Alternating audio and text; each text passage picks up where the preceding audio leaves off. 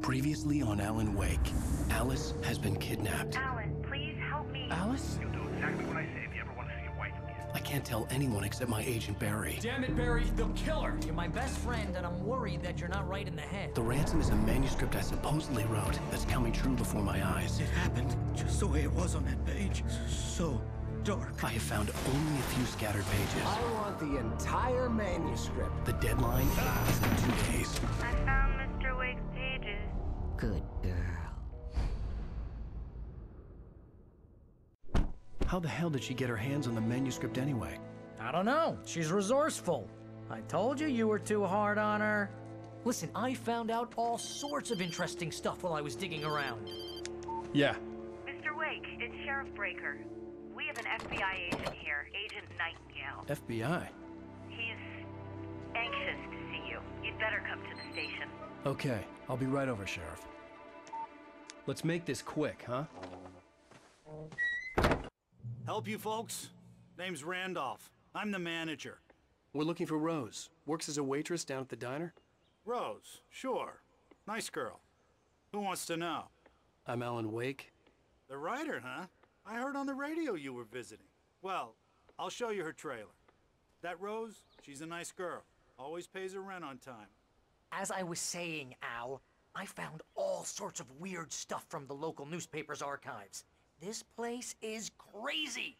Disappearances, mysterious deaths, urban legends come true, and get this, most of this stuff takes place around Cauldron Lake. Well, you ain't wrong, mister. The Indians thought the lake was a doorway to the underworld. I'm the God-fearing type myself. I don't hold with that sort of thing. Yeah, okay. Anyway, there was an island there owned by a guy called Thomas Zane. Now, some of the articles I found about him make him out to be a famous writer, but I ran a bunch of searches, couldn't find a single thing he wrote. Zane was heavily into diving, so much so that the place came to be called Diver's Isle. But the volcano under the lake erupted in 1970, and Zane went down with the island. That's interesting.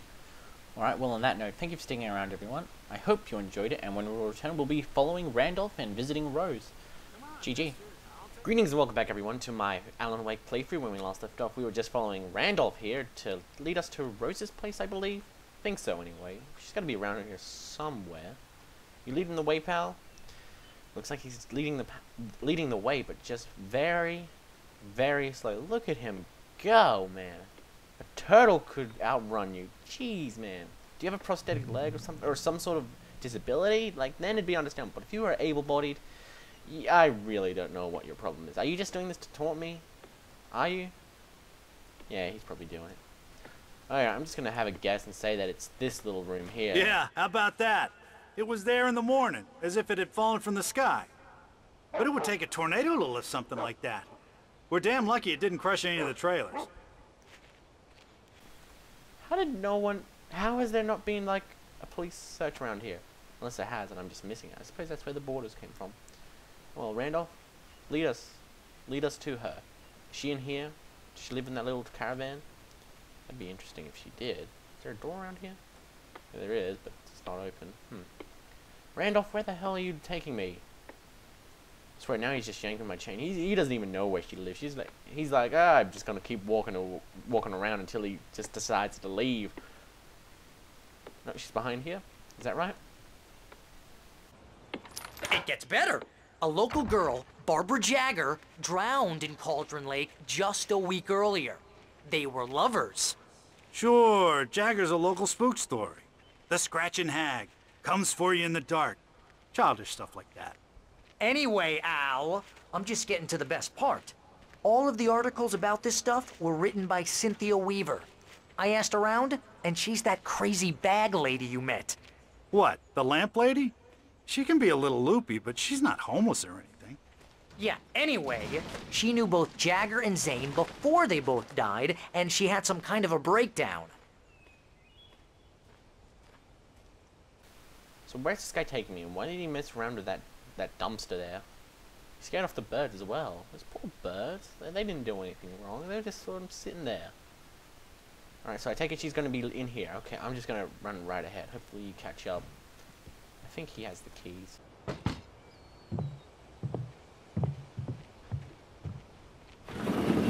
Welcome to... Oh dear, Mr. Wake. I'm so glad you're here. Rose, you have my manuscript? Oh. Oh yes. Yes. Please, come in. Hey, this is really good. Rose, Yes, my manuscript. I really need it. I understand. I know what you need. A muse to inspire you. Oh, for Barry? She doesn't have anything. Yeah, hey, Al? Al, what's... Oh... Barry! What? What?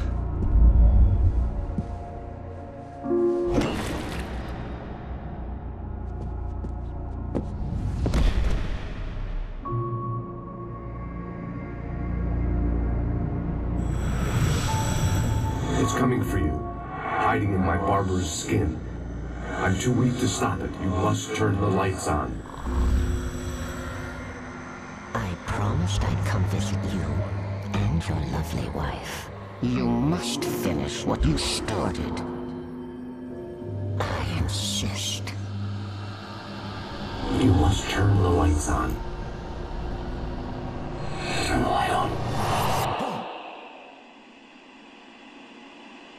Back to work, boy.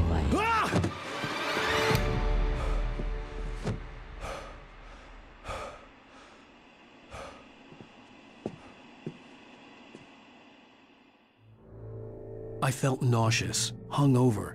Only anger kept me going.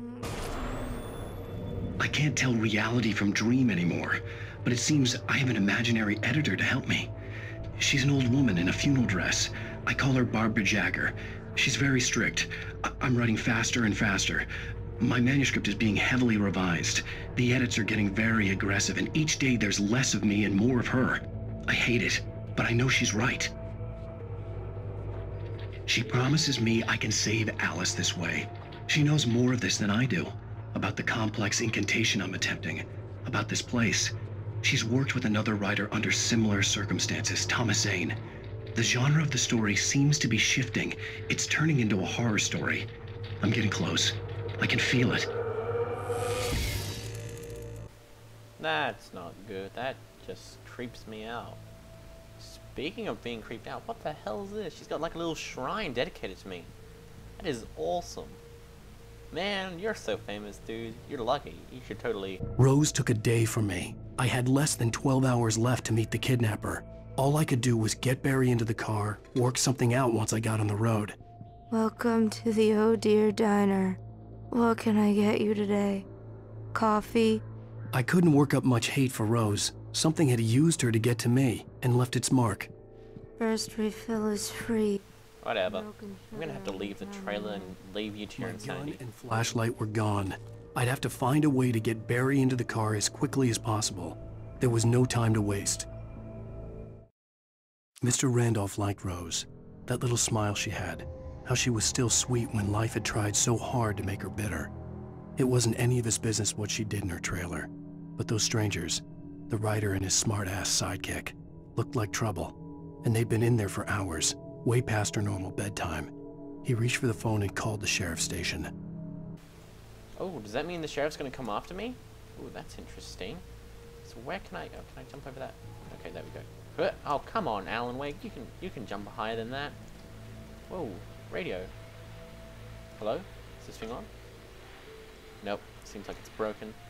That's a shame. Where the hell's the car? Back here somewhere? Hopefully it's not stolen. I mean, we were in there for quite a while. It was left unattended. Come on, Al. Keep running, man.